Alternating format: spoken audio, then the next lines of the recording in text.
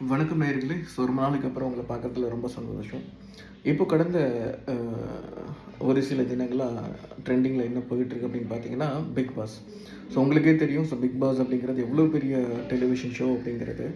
ஏன்னா வந்து இப்போ சில பேர் வந்து பார்த்தீங்க அப்படின்னா, ரொம்ப பைத்தியமா வந்து பிக் பாஸ் பார்ப்பாங்க. அத ஃபாலோ பண்ணுவாங்க. அதுக்கான வியூவர்ஷிப்பும் வந்து அதிகம், டிஆர்பியும் வந்து அதிகம்.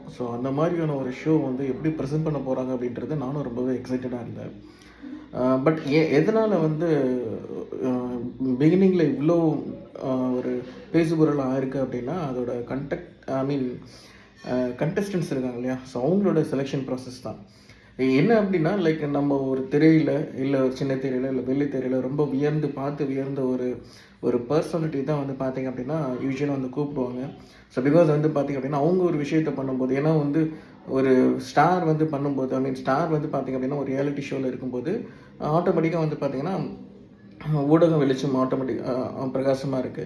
அத பார்த்துன ஃபாலோவர்ஸ் வந்து பார்த்தீங்க அப்படின்னா, இன்க்ரீஸ் ஆவாங்க. இன்ஃப்ளூயன்ஸ் ஆவாங்க. இப்படி இருந்து ஒரு பிம்பம் வந்து பார்த்தீங்கன்னா, இந்த தடவ வந்து நெறையா வந்து பார்த்தீங்க அப்படின்னா, சாமானிய மக்கள் வந்து செலக்ட் பண்ணியிருக்காங்க. ஃபார் அன் எக்ஸாம்பிள் வந்து பார்த்தீங்க அப்படின்னா, மீனவ குடும்பத்திலேருந்து ஒரு பொண்ண செலக்ட் பண்ணியிருக்காங்க. அண்ட் தென் வந்து பார்த்தீங்க அப்படின்னா, அந்த கரகாட்டம் ஆடுவாங்க இல்லையா? Stage performer. அவங்க ரம்யா ஜோன்னு நெனைக்கிறேன். அவங்கள அந்த மாரி வந்து செலக்ட் பண்ணியிருக்காங்க. இன்னும் சில பர்சனாலிட்டீஸ் வந்து பார்க்கும்போது வந்து பார்த்தீங்க அப்படின்னா, நம்ம ட்ரோல் பண்ண ஐ மீன் அவங்க என்ன சொல்றது? நம்ம ட்ரோல் பண்ணோம். பட் அவங்க பெர்ஸ்பெக்டிவ்ல வந்து பார்த்தீங்க அப்படின்னா, தே ஆர் த பெஸ்ட் அப்படின்னு எக்ஸ்ட்ரீம்லி பெஸ்ட் அப்படின்ற ஒரு ஒரு பர்சனாலிட்டியான கேரக்டர்ஸ் வந்து நம்ம பார்த்துருப்போம். உதாரணத்துக்கு வந்து பார்க்கும்போது, திவாகர் சொல்லலாம். அண்ட் இவரு அகோரி கலையரசன் அவர் வந்து சொல்லலாம். ரொம்ப இவங்க வந்து பார்த்தீங்க அப்படின்னா, ஒரு இன்டர்நெட் அப்படிங்கிறது வந்து இன்னைக்கு வந்து பார்த்தீங்கன்னா, எல்லா இடத்துலயுமே வந்து இருக்கு. உலகத்தில எந்த மூலையில நடக்கிற விஷயமா இருந்தாலும் ஈஸியா வந்து எல்லாருக்கும் தெரிய வரும். அப்படி இருக்கும்போது இந்த இன்டர்நெட் வந்து பார்த்தீங்க அப்படின்னா, ஒரு ஃபேமுக்காக வந்து எப்படி வேணாலும் யூஸ் பண்ணலாம் அப்படின்ற ஒரு ஒரு தாட் ப்ராசஸ் இருக்கும்போது, அந்த மாரியான ஒரு ஃபேம் கிடைச்சு வெளிச்சத்துக்கு வந்தவங்க தான் இவங்க 2 பேரும். இப்போ அத இதில வந்து பார்த்தீங்கன்னா, சாமானிய மக்கள் போகக்கூடாதா? அவங்க வந்து அவங்களோட தன்னோட வாழ்க்கை முறைகளையோ, இல்ல அவங்க சமுதாயத்திலேருந்து வந்து பார்த்தீங்க அப்படின்னா, ஒருத்தர் ஜெயிக்கிறது வந்து பிடிக்காதா, பொறுக்காதான்ற மாரி நீங்க கேட்கலாம். பட் இங்க பாயிண்ட் அது இல்ல. ஏன்னா, இன்னைக்கு பிக் பாஸ் மாரின்ற ஒரு ஷோ வந்து பார்த்தீங்க அப்படின்னா, அதோட ஃபாலோவர்ஸ் வந்து பார்த்தீங்கன்னா, அதோட ஃபாலோ பண்றவங்க வந்து பார்த்தீங்க அப்படின்னா, அது எத்தனையோ லட்சம் பேர் வந்து பார்த்துட்டு இருக்கிறாங்க. கிட்டத்தட்ட வந்து க்ரோர்ஸ் கணக்குல வந்து பார்த்தீங்கன்னா, அது வியூவர்ஷிப்ஸ் வந்து இருக்கு. குழந்தைகள் ஃபாலோ பண்றாங்க. எல்லாருமே வந்து நாட்ல ஐ மீன் பார்த்துட்டு இருக்கிறாங்க. அப்பேற்பட்ட ஒரு ஷோல வந்து பார்த்தீங்க அப்படின்னா, ஐ மீன் அந்த எஸ்பெஷலி வந்து அந்த செலக்ஷன் டீமுக்கு வந்து சொல்றாரு. ஏன்னா, அவங்க என்ன மாரியான கேரக்டர்ஸ் வந்து உள்ள எடுக்குறாங்களோ, செலக்ட் பண்ணியிருக்காங்களோ, அத 4 பேர் பார்த்து ஃபாலோ பண்றக்கூடிய ஆபத்து வந்து இங்க இருக்கு. இன்ஃபேக்ட் அவங்க நல்லவங்களா இருக்கிறாங்க. நல்ல விஷயத்த பேசுறாங்க. நல்ல விஷயத்த நல்ல விதமா வந்து எதிர்கொள்றாங்க அப்படின்னா பிரச்சனை இல்ல. இப்போ இந்த மாரியான ஆட்கள் அப்படின்னா, இப்போ திவாகர் பத்தி உங்களுக்கே நல்லா தெரியும். அவரு வந்து வெளியில இருக்கும்போது அவரு குடுத்த இன்டர்வியூஸ் நீங்க பார்த்திருந்தாலே தெரியும் அது. அது என்ன சொல்றது? இன்ஃபாக்ட் நேத்து கூட வந்து பார்த்தீங்க அப்படின்னா, டே 1ல வந்து இவர்ட்ட பிரவீன் காந்திட்ட என்ன பேசியிருப்பான்றத நீங்க பார்த்துருப்பீங்க.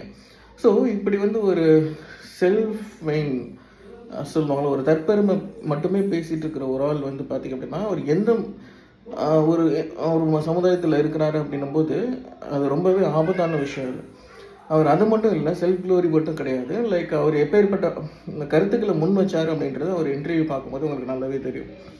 இப்படி இருக்கும்போது, இன்ஃபேக்ட் ஒரு விஷயத்த வந்து அ அவரு பேசும்போதோ, இல்ல அவர வச்சு பேசுபொருள் ஆக்கும்போது வந்து பார்த்தீங்க அப்படின்னா, ஒரு சீப் பப்ளிசிட்டி அண்ட் டிஆர்பிக்காக ஏன் இந்த மாதிரியான பெர்சனாலிட்டி வந்து இந்த மாதிரியான ஒரு ஷோல வந்து நீங்க இது பண்றீங்க? இன்ஃபேக்ட் அது பிக் பாஸ் அப்படிங்கிறது ஒரு is not about like other reality shows. இது வந்து பார்த்தீங்கன்னா, ஒரு சமூகத்தோட பிரதிபலிப்பு. இன்னைக்கு நீ யார சப்போர்ட் பண்றியோ, அத பொறுத்து தான் வந்து பார்த்தீங்க அப்படின்னா, உன்னோட பெர்சனாலிட்டியும் வெளில வரும். அப்படி இருக்கும்போது, ஒரு நல்லவன சப்போர்ட் பண்ணி, நல்லவனுக்கு இன்ஃப்ளூயன்ஸ் ஆகுறது, அவங்களோட கருத்துக்கள நம்ம பர்சீவ் பண்ணி நம்ம பண்றது அப்படிங்கிறது இங்க ஐ மீன் என்ன சொல்றது? நல்ல விஷயம். பட் இன்னைக்கு நான் அடுத்த வாரமே வந்து பார்த்தீங்க அப்படின்னா, இந்த மாதிரியான பெர்சனாலிட்டி வந்து ஒரு கேப்டன்ஷிப் வந்து எடுக்குறாங்க அப்படின்னும்போது, அவரோட தலைமை பண்பை வந்து நம்ம பார்க்கறதா இருக்கட்டும், இல்ல ஃபாலோ பண்ண முடியுமா? அது எந்த விதத்தில கரெக்ட்டா இருக்குன்றது எனக்கு தெரியல அது. அண்ட் கொஞ்சம் பாருங்க. கொஞ்சம் கேர்ஃபுல்லா பாருங்க. அதிகமா வந்து இன்ஃப்ளூயன்ஸ் ஆகாதீங்க. ஏன்னா, எண்ட் ஆஃப் த டே வந்து பார்த்தீங்க அப்படின்னா, நமக்கு எல்லாருக்குமே வந்து பார்த்தீங்க அப்படின்னா, ஒரு பிரைன் இருக்கு. நமக்கு கரெக்டான விஷயங்களை நம்மளால் யோசிக்க முடியுன்றத ஸ்ட்ராங்காக நான் நம்புகிறேன். ஸோ பிகாஸ் ஒருத்தவங்க பண்ணிட்டாங்க அப்படின்றத நம்ம அதையே பிளைண்டாக ஃபாலோ பண்ண முடியாது. ஸோ அதனால் வந்து பார்த்திங்க அப்படின்னா நல்லது எடுத்துக்கோங்க, கெட்டதை வந்து தவிர்த்துடுங்க. முடிஞ்ச அளவுக்கு வந்து பார்த்திங்க அப்படின்னா செலெக்ஷன் டீம் கொஞ்சம் கிரவுண்ட் ஒர்க் பண்ணி கொஞ்சம் ரியாலிட்டியாக வந்து செலெக்ஷன் ப்ராசஸில் வந்து பண்ணுங்கள். ஏன்னா இது வந்து பெரிய வாய்ப்பு அது. ஸோ பிக் பாஸ் வந்து சீசன் 3ல் வந்து கவினா இருக்கட்டும், இல்லை சாண்டியாக இருக்கட்டும், அண்ட் எத்தனையோ பேருக்கு வந்து வாழ்க்கையை வந்து மாற்றிருக்கு. ஸோ ஏன்னா அவங்களும் வந்து பார்த்திங்கன்னா ரொம்ப கஷ்டப்பட்டு மேலே வந்தவங்க தான். ஸோ இப்போ போயிட்டுருக்கிற 2 பேர், நான் சொன்ன 2 பேர், அந்த ரம்யா ஜோவாக இருக்கட்டும், அடுத்த மீனவ குடும்பத்தில் சமுதாயத்தில் சார்ந்தவங்களாக இருக்கட்டும், ஒரு பொண்ணு வந்து பிகில் ஆதிரின்னு நினைக்கிறேன், அது வந்து சின்ன கேரக்டர் வந்து பண்ணியிருக்காங்க. அவங்களோட லைஃப்பில் என்னென்னலாம் கோத்ரூ பண்ணியிருக்காங்கன்றதை பார்க்கும்போது ரொம்ப வந்து பார்த்திங்க அப்படின்னா லைக் என்ன சொல்கிறது, ஒரு தன்னம்பிக்கை கொடுக்குது. அண்ட் மீன் டைம் வந்து பார்த்திங்கன்னா இந்த மாதிரியான பர்சனாலிட்டிஸ் பார்க்கும்போது இது ஏன்டா பார்க்கணுன்ற மாதிரி வந்து தோணுது. ஸோ நெக்ஸ்ட் டைம் வந்து பார்த்திங்கன்னா தயவு செஞ்சு வந்து இந்த மாதிரியான பர்சனாலிட்டிஸ் வந்து நீங்கள் செலக்ட் பண்ணுறதுக்கு முன்னாடி வந்து நீங்கள் கொஞ்சம் யோசிங்க, திங்க் பண்ணுங்கள். And then one more request for the viewers. So இங்கே நம்ம தமிழ்நாட்டில் ஒரு பிரச்சனை இருக்குது. தமிழ்நாட்டில் மட்டும் இல்லை, உலகளவில் ஒரு பிரச்சனை இருக்குது. பெருசாக ஒரு பிரச்சனை போயிட்டுருக்கோம். அதுக்கு சொல்யூஷன் என்ன அப்படின்னு பார்த்திங்க அப்படின்னா அடுத்த பிரச்சனை.